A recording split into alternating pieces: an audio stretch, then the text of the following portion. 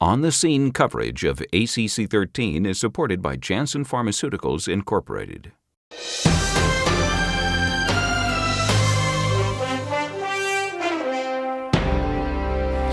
I'm Peter Block here at ACC 2013. With me is Jessica Mega from the Brigham and Women's Hospital, the Timmy Group in Boston.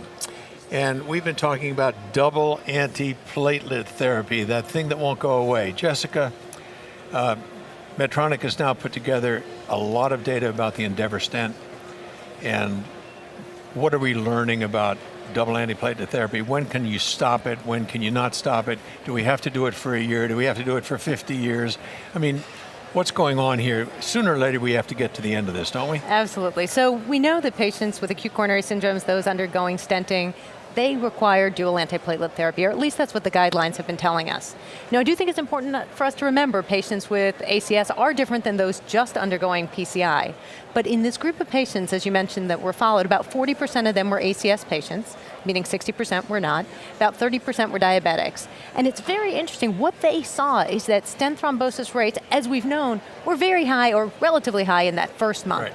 So about 75% of the stent thrombosis events that they ended up seeing over a year really were in that early time period.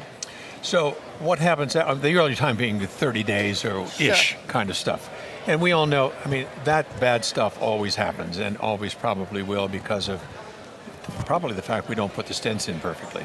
But then after that, with ongoing DAPT, what happens? So what they ended up doing is breaking down the cohort, looking at those who stopped after 30 days, so after 1 month, and then those who stopped after 3 months.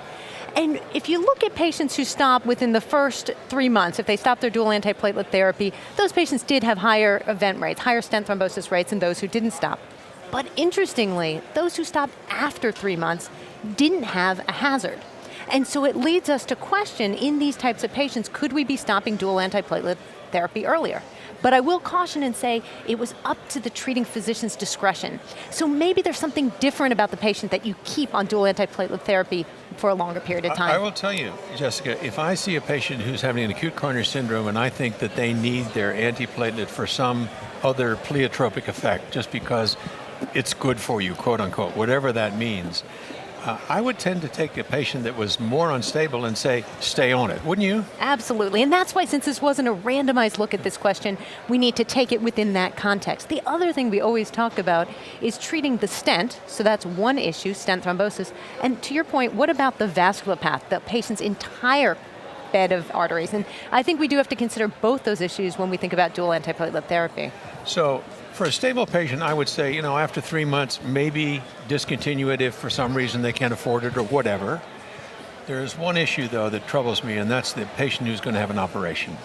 Because the milieu in which they then set themselves is very different because of all the inflammatory stuff that happens postoperatively and intraoperatively. What do you think? Do you think they should be then tied over with a 2B3A IV for a week, or how do we do that, and when do you say it's okay? Well, I think the first thing to do is to make sure the patient really needs to be off their dual antiplatelet therapy. There are many procedures and many surgeons that are willing to operate with these medicines, but you're right, there are certain procedures where it is just not tenable to have both agents. In that case, we certainly don't have data to suggest that bridging with a 2B3A would be a reasonable option. It is for certain patients, certainly high-risk patients. Let's say someone has a proximal LAD stent. There's also Cangrelor that may or may not be available, and I think that could change the circumstance as well. So more therapies potentially available. It's a patient-by-patient decision. What's their cardiovascular risk? What kind of stents do they have in place? And it certainly makes our job interesting.